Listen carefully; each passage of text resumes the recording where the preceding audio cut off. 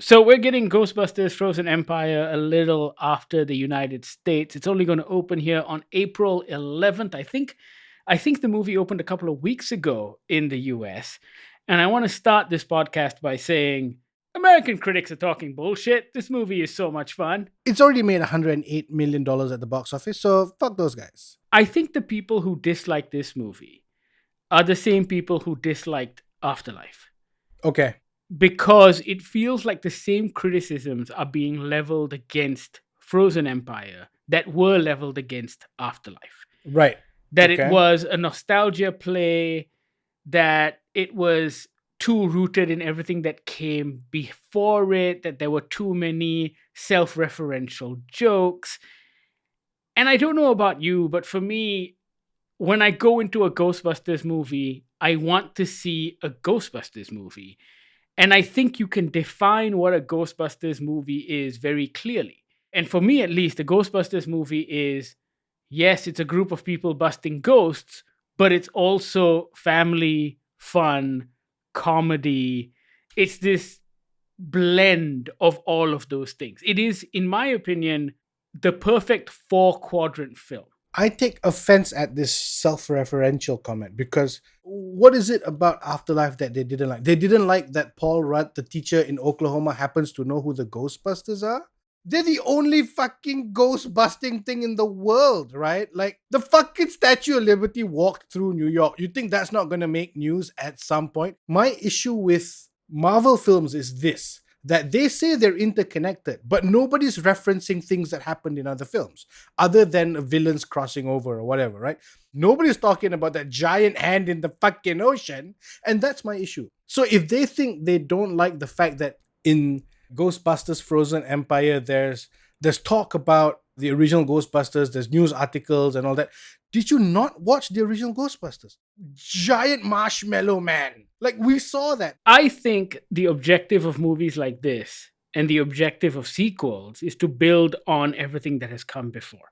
I think Afterlife did a very good job of that. I think Frozen Empire continues that tradition because the chemistry between everyone on screen, from Paul Rudd to Carrie Coon to Finn Wolfhard, McKenna Grace to the original cast, is fantastic. They all feel at such ease with one another that it's an absolute pleasure and joy to watch. Even Kumail Nanjiani and Patton Oswalt, the two new additions to this group, feel at home. And I think that was my biggest takeaway. As I was watching this movie, no one felt out of place.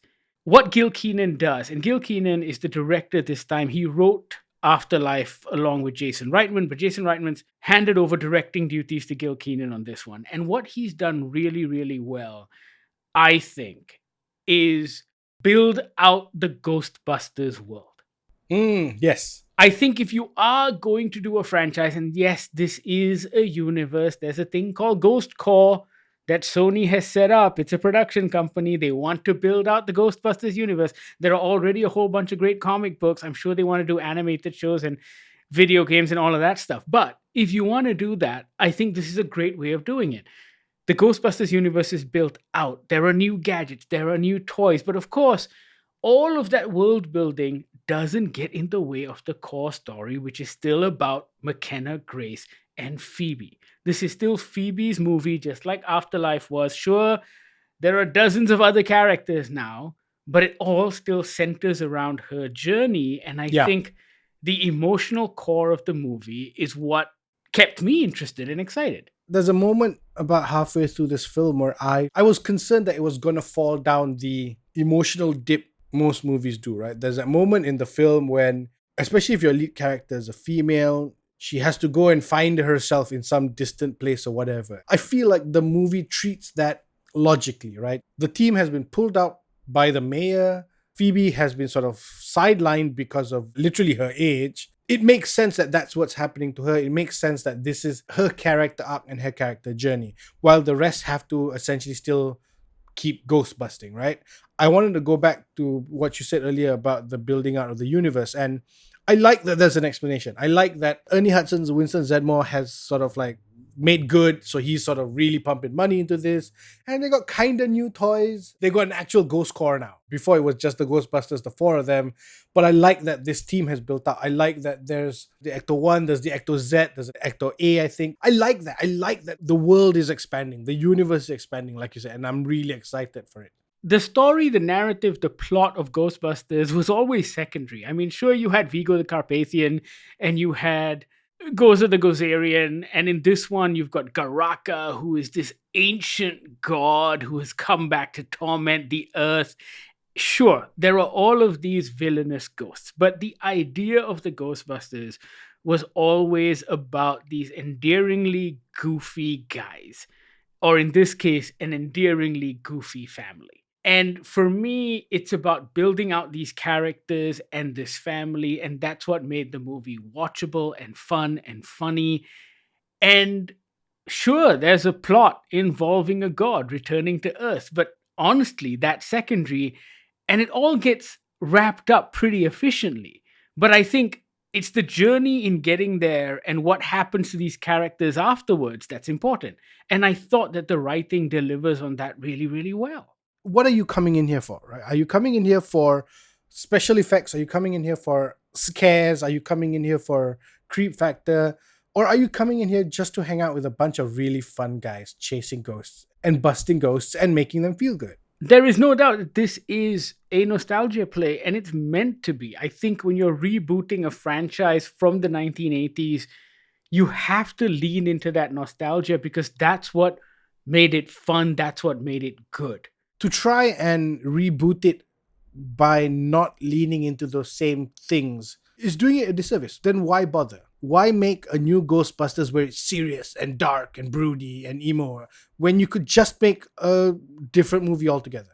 I think a lot of critics need to put on their kids' shoes when they're watching this movie, because I remember watching the 1984 movie again. I often rewatch it because I do love that movie. And I remember how it made me feel as a child. And I remember how goofy it was, how fun it was, how much of a science nerd feel there was. There was something that kind of appealed to every sort of child, irrespective of who you were.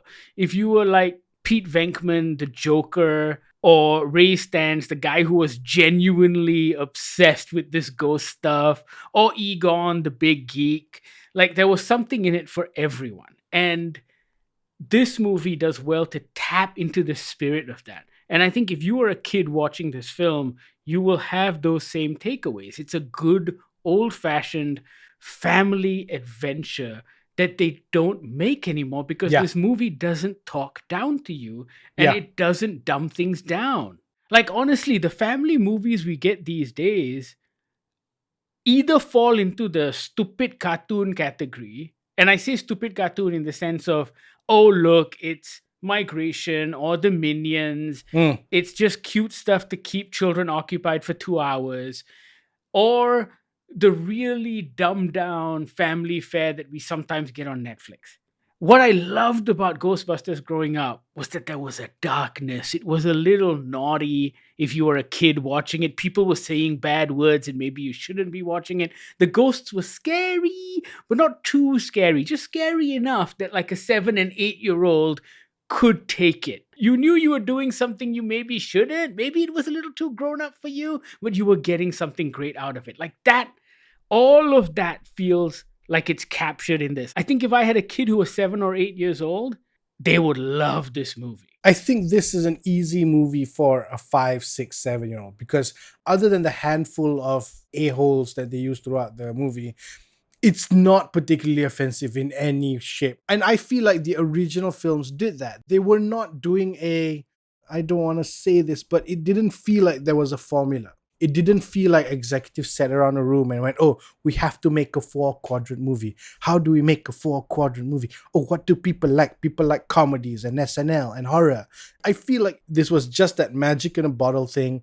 And if you can just replicate it well, tell extended versions of the stories, long may it continue, because I had a lot of fun in this film. Just like Afterlife, I think another thing that Frozen Empire does very, very well is its pacing.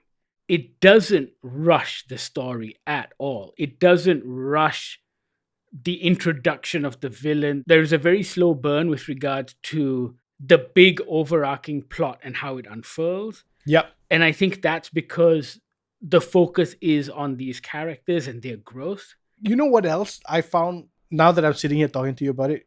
What I found really interesting about this one, other than the big battle at the end, there wasn't any real other battles that we saw. No, there was one big scene of ghost busting that opened the movie, Yeah.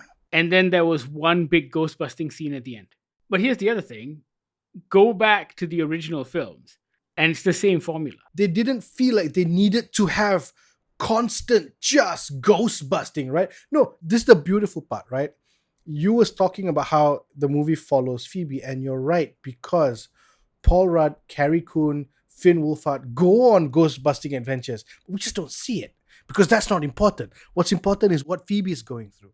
And I thought that was brilliant. I loved it. I love that there weren't 15 different ghost busting. There wasn't a montage of them going, yeah, we're catching all these bad guys. Pew, pew, pew. You know, it was great. I loved it. In the first movie, they get scared a lot by a variety of ghosts. Yes. And then we see some quick cuts in montage when they're first introduced as the Ghostbusters.